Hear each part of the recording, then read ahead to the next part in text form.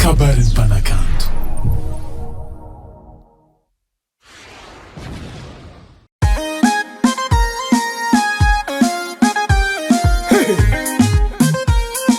Ola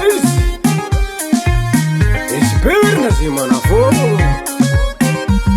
efa maromaro tsarasara eto ambony tany tsy mamatahitahy nde mitondra katikaty fa misy le raiky zany mendrika lagnavady tsy resaka tsarasara na fanagnamola zalahy.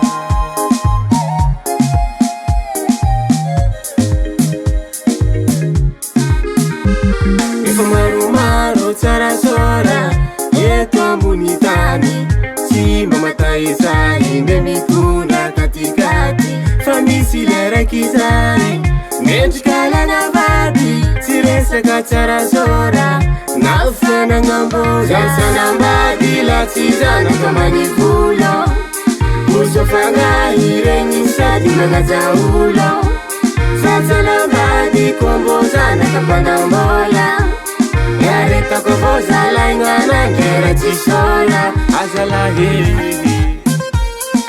ambany volony d'origine.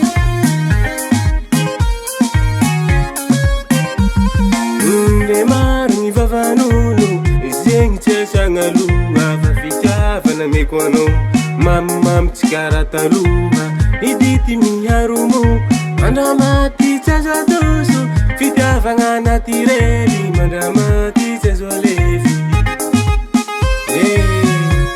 sambatra kiran'olo tegna azala. Nde maro ny vavan'olo zegny tsy asagnaloha fa fitiavana meko anao mamimamy tsy karaha taloha idity miharomo mandramaty tsy azo adoso fitiavagna natirely mandramaty tsy azo alefi. Zaho sanambady la tsy zanaka manivolo oso fagnahy regny sady manaja olo fa sanambady kombo zanaka mpanambola yaretako avao zalaigna nangera tsy sola. Zaho sanambady la tsy zanaka manivolo oso fagnahy regny sady manaja olo fa sanambady kombo zanaka mpanambola yaretako avao zalaigna nangera tsy sola azalahely. Swingue mame danse allo mi dansi mame ahitako faizanao ravoravo vonakahe mahitanao mi danse somasoma somasoma atavo ambanimbany azala ravoravo eky za zegny.